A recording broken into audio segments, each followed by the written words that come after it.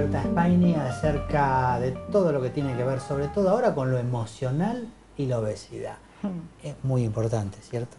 Sí, por lo menos es una teoría que construye la gente, ¿no? Que las emociones, en definitiva, terminan volcándose a la conducta. Y dentro de todas las conductas en las que se puede volcar la emoción, también está el acto de comer. Entonces, algunas personas te refieren, yo estoy más nervioso, o estoy más inquieto, ¿sí? Y entonces la comida ocupa un lugar, o voy a comer, o las frases de me lleva a comer, tal cosa que me sucede o tal sensación que tengo me lleva a comer. ¿Eso calma? El comer, decís vos, Daniel, si calma. La gente dice que sí hasta que prueba qué pasa si no come. Si no come en ese momento donde no me estoy nutriendo y donde no estoy disfrutando, simplemente donde estoy canalizando algo. Cuando la gente prueba no canalizar con comida, se entera que hay una paz que es distinta a la que sentía con la comida y que es mucho más auténtica, y mucho más personal. Me parece que es una cosa que si vos entendés el acto de comer, Daniel, como una adicción, te das cuenta que cuanto más comes, más querés comer.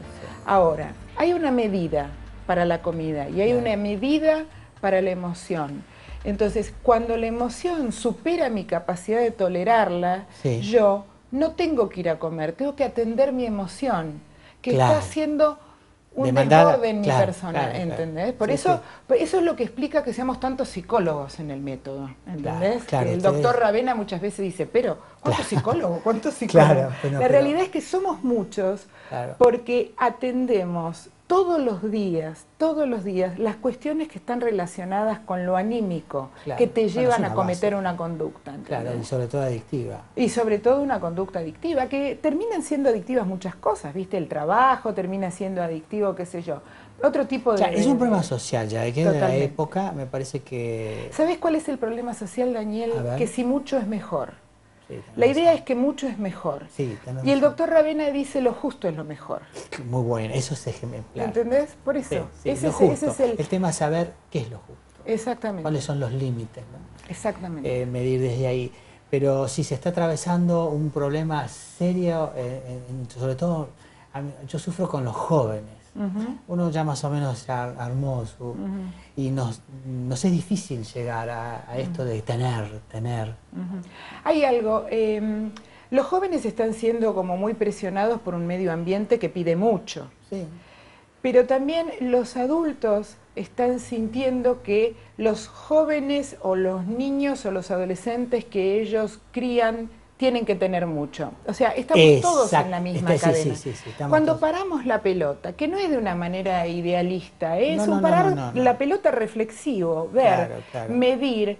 Hay una medida para la comida que es inequívoca, ¿entendés? Pero también una medida para el trabajo que tiene que ver con cuánto rendís sin enfermarte. También hay una medida para las relaciones sociales, también hay una medida para la entrega con los demás, también hay una medida para el sufrimiento. Todo tiene una medida y todo esto tiene que ser entendido como parte de una moderación que necesita el ser humano para sentirse joven, no solamente para ser joven. ¿Entendés? Claro, que son dos cosas completamente distintas. Totalmente, totalmente. Nosotros decimos que nos preparamos para la ocasión cuando estamos bien. Tengamos la edad que tengamos, ¿no? El corte con la comida, la moderación, el peso adecuado, que significa un cuerpo adecuado y una salud lo mejor que puedas tener.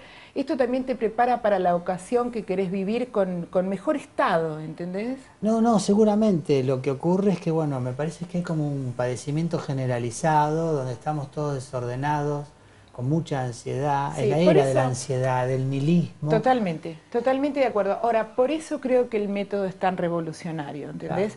Porque atiende cuestiones sociales, no solamente psicológicas o alimenticias. ¿Entendés? El tema social, ¿cuál es? La presión en la que se vive. Exactamente, exactamente. Vamos a hacer otra pausa y me vas a contar el porqué del éxito del método Ravena. Muy bien, cómo no. En este momento se ha hecho una explosión en todos lados. Parece que sí. No se vaya, una pequeña pausa y enseguida volvemos.